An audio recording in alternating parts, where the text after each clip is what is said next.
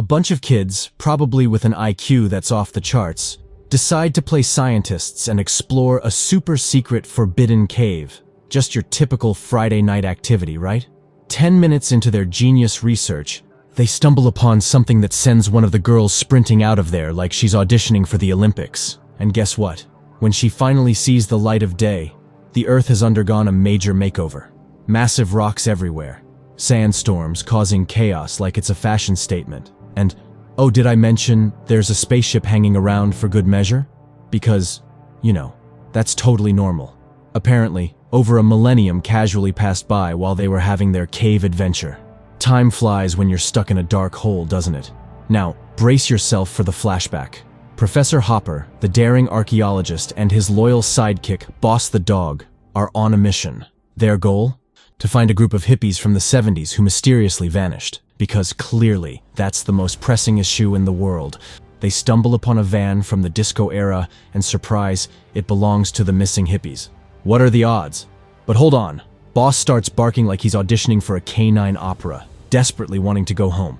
But who cares about what the dog wants? Hopper, ignoring all signs of sanity, marches into a cave and stumbles upon a cowboy frozen in time. This cowboy, with his outdated clothes and antique gun, is just chilling.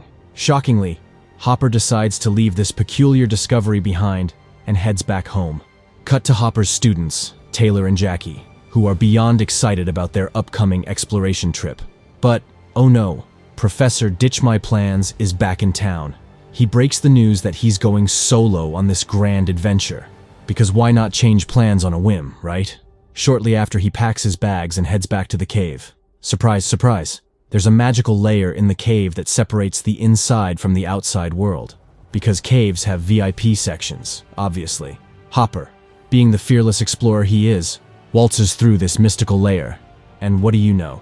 The frozen cowboy starts thawing out like a TV dinner. Fast forward 2 days, and the students finally realize their professor has gone MIA. Time to embark on a rescue mission. But oh no, they don't have a car. Enter Taylor, the reluctant hero, forced to seek help from a girl named Kara, who happens to have a massive crush on him. Kara agrees to bring her dad's Jeep, but only if she and her little sister, Vives, get to tag along.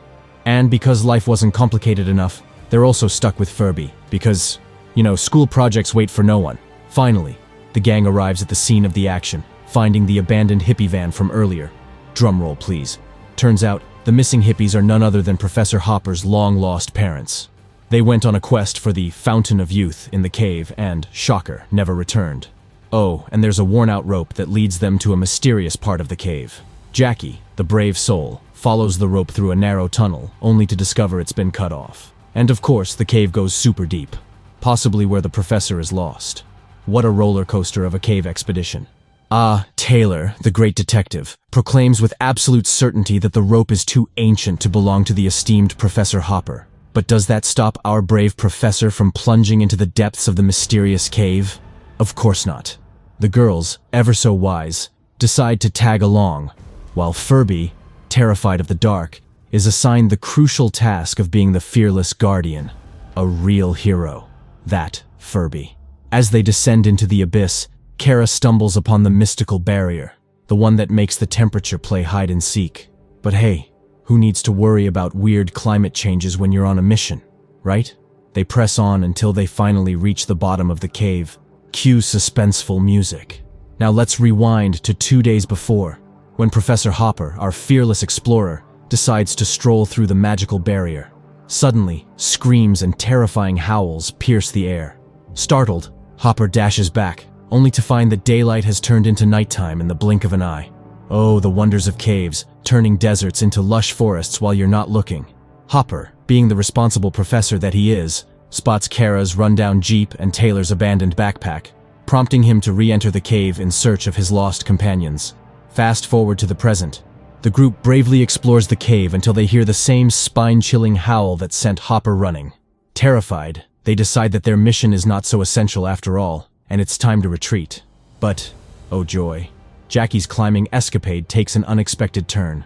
The rope decides to part ways with her, resulting in a picturesque fall and a fractured leg. Taylor, attempting to be the hero, breaks his arm in the process. Surprise, Taylor checks the second rope, only to find it has been mysteriously cut off. Furby, the master prankster, must be behind it all. An enraged Taylor tries to summon Furby through the radio, but alas, Furby remains silent. Panic ensues, ideas are brainstormed, and just as they're deep into their cave escape plan, a thunderous thud echoes. Something fell from above, because caves are renowned for their impeccable safety, obviously. In a desperate attempt to communicate, Taylor uses the radio again. This time, a muffled voice croaks, "Help me." But who could it be? Drumroll, please. It's Furby. Left with no choice, the group decides to venture even deeper into the abyss until they stumble upon a place where the sky is visible. Just like Hopper witnessed, the sun can't decide whether it's day or night, flickering like a faulty light bulb. But Taylor, the brilliant mind, insists it's just Furby playing tricks with a flashlight. Oh, but the horror doesn't end there. As they continue their exploration, they discover Furby lying lifeless on the side with a broken neck and some nasty marks on his face. Classic cave adventure, right? The group, devastated by this shocking sight, starts entertaining the brilliant idea that someone is out to get them. Because why not add a touch of paranoia to their cave escapade? But fear not. Taylor, the Sherlock of the group, stumbles upon Furby's severed rope, sealing the deal that they've got a cave stalker on their hands. Oh, the drama. Luckily, they find Furby's trusty GoPro, still in working condition. Time for some investigative journalism. In the heart-wrenching video, Furby plays the role of the abandoned friend, waiting for days for the group's return. He tries everything from yelling into the abyss to throwing rocks, but alas, no response. Bored out of his mind, he explores the area and stumbles upon a journal in a hippie minivan. Surprise, surprise. The journal spills the beans about the magical cave housing a fountain of youth. Hopper's parents went in search of this miraculous cure because, Mom had a rare form of cancer. Talk about a family affair. As Furby runs out of snacks and water, assuming his pals are 6 feet under, he decides to make a grand exit. But oh no, he needs Taylor's Jeep keys for that daring escape. So, our hero Furby attempts a climb down the cave and crosses the mysterious barrier. Just as he's trying to decipher the sky's rapid transformation, snap goes the rope, resulting in a not-so-graceful descent. That thud the group heard? Yep, that's Furby's grand finale. Inside the cave, Furby, now injured, tries a desperate SOS on the radio. Bad move. Cue the entrance of man-eaters who treat Furby like an all-you-can-eat buffet. The group is left in shock, confusion, and a splash of sadness after witnessing this cinematic tragedy unfold on Furby's GoPro. Now, our survivors are desperate to escape their not-so-enchanted cave. But wait, there's a twist. Kara, the fitness enthusiast of the group, is chosen for a thrilling free climb to freedom. Taylor hands her a beacon, like it's a participation trophy, urging her to signal the authorities once she's out. After a bit of struggling, Kara emerges from the cave, only to discover that the world outside has taken a gloomy turn. Dense forests? Nah, now it's a barren wasteland with sandstorms as the cherry on top. And oh, the oxygen supply is on vacation, making Kara cough up a storm. But fear not. She spots a spaceship-like object in the distance, confirming that they've time-traveled several millennia. Surprise, surprise. Kara, the bearer of bad news, returns to the cave only to face disappointment from Taylor and the crew. Because clearly, climbing out of a cave into a post-apocalyptic landscape is a walk in the park. What were they expecting? A 5-star hotel? The nerve! Oh, the joys of time dilation in caves. While Kara was out enjoying a scenic 30 minutes in a dystopian world, the group inside the cave barely had time to decide who should be the designated snack for the man-eaters. How ungrateful of them not to appreciate Kara's heroic 30-minute field trip. But fear not, our savior Kara comes armed with evidence. Her camera. The video showcases the eerie deserted world and sandstorms big enough to ruin anyone's picnic plans. Taylor, the genius, figures out that time inside the cave has decided to take a leisurely stroll while outside it's sprinting like Usain Bolt. And every flicker of the sun? Oh, that's just an indication that another day has decided to pass by.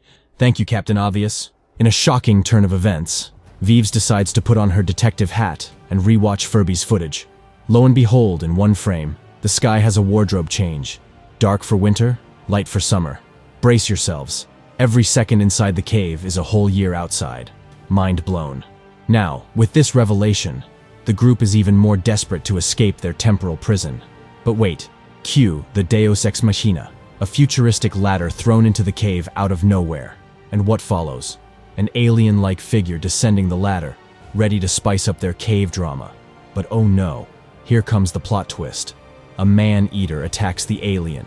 Alien vs. man-eater, the showdown we never knew we needed.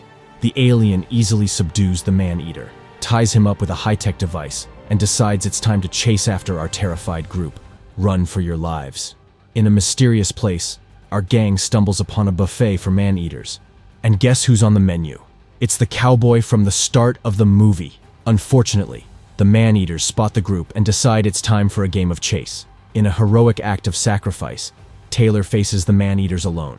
Spoiler alert, he's not quite the match they were hoping for, and they make quick work of him. Cue the violins. As the group flees, Kara sneaks back to find Taylor, who, surprise surprise, is lying dead. But wait, in a twist that even Christopher Nolan would applaud, the giant alien drags Taylor to a small pool of water, the mythical fountain of youth. Drumroll, please. Taylor comes back to life, turning skeptics into believers. But alas, the celebration is cut short as the man-eaters return for round 2, outnumbering the giant alien. They even manage to snatch his helmet, leaving him gasping for air like a fish out of water. Luckily, before he becomes the main course, Kara and Taylor step in, trapping the man-eaters with some nifty equipment. Post-showdown, they try to help the giant, but alas, the Earth's atmosphere isn't as welcoming to him as it is to us mere mortals. His organs decide to go on strike, and he meets his alien demise. As Vives and Jackie arrive to witness the aftermath, they're probably thinking, well, this escalated quickly. Hold on to your seats, folks. The giant, on his deathbed, decides to treat our gang to a little news report, because nothing says entertainment like a dying alien with a remote control. The group's disappearance several millennia ago is showcased, and if that's not enough drama, he throws in some clips to prove that Earth has become a wasteland. Humans have ditched this sinking ship for a new planet, and they've got a swanky spaceship named the Ark for their intergalactic Uber. Oh, and guess what? It's the same shiny object Kara spotted earlier. Coincidence? I think not. After this enlightening info session, the giant kicks the bucket. Rip to our alien friend, the unsung hero of the Cave Chronicles. In the next thrilling scene, Taylor, the eternal detective, stumbles upon Professor Hopper lying injured on the cave floor. But wait, there's more. Layers of time reveal themselves, each moving at a slower pace than the last. In the first layer, Hopper's parents are frozen like statues, while deeper layers showcase prehistoric men having a rock and roll party to seize the fountain of youth. Hopper spills the tea. The cave system is like Earth's VIP club, designed to keep out nosy humans and other pesky organisms. Taylor, being the hero he is, tries to drag Hopper back to safety. But oh no, Hopper is determined to stick around in his own Jurassic Park. Taylor, back with the gang, decides to give the Fountain of Youth a spin. Furby takes a dive, and Jackie miraculously heals her injured leg. Just as they're about to make a grand exit, the barbarians decide to RSVP to the party.